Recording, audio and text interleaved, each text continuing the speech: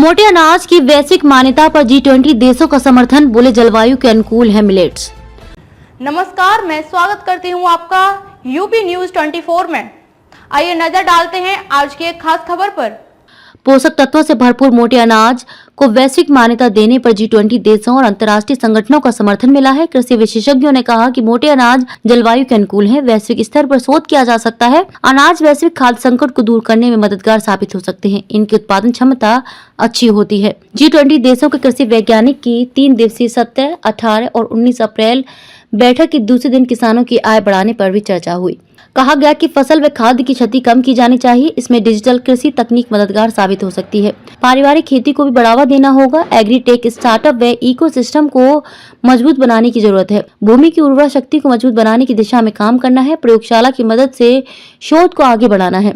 वैश्विक सहयोग से ही कृषि चुनौतियों से निजात पाया जा सकता है। कृषि वैज्ञानिकों ने महर्षि अभियान की सराहना की है। उनका कहना है कि मोटा और प्राचीन अनाज पोषक तत्वों से भरपूर है।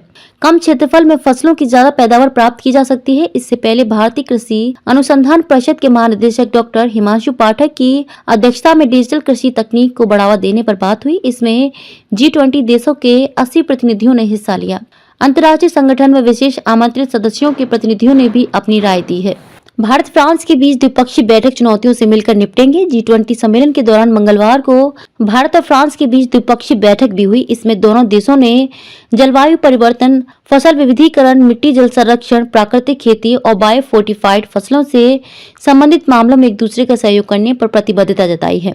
भारत की ओर से भारतीय कृषि अनुसंधान परिषद के महानिदेशक डॉक्टर हिमांशु पाठक और राष्ट्रीय कृषि खाद्य एवं पर्यावरण अनुसंधान संस्थान फ्रांस के अध्यक्ष फिलिप माउगिन ने बैठक में हिस्सा लिया। खुलेंगी अंतर्राष्ट्रीय चावल अनुसंधान संस्थान। ईडी के दक्षिण एशिया क्षेत्रीय केंद्र के महानिदेशक जीन बेले ने सार्वजनिक निजी कृषि अनुसंधान एवं विकास पर व्याख्यान दिया। उन्होंने कहा कि दुनिया भर से आए बुद्धिजीवी कृषि वैज्ञानिकों के विचारों से प्रभावित हैं। इससे कृषि अनुसंधान व कृषि वैज्ञानिक की नई राह खुलेंगी। कृषि से जुड़ी चुनौतियों का समाधान होगा। सार्वजनिक और निजी भागीदारी भी तय हो जाएगी। G20 देशों के सम्मेलन का समापन बुधवार को होगा। इसमें कृषि वैज्ञानिक खाद्य संकट और उसकी चुनौतियों पर चर्चा करेंगे। इसके बाद सदस्य देशों के प्रतिनिधि बड़ा लालपुर स्थित हस्तकला संकुल जाएंगे। हस्तकला संकुल के बारे में जानकारी लेंगे।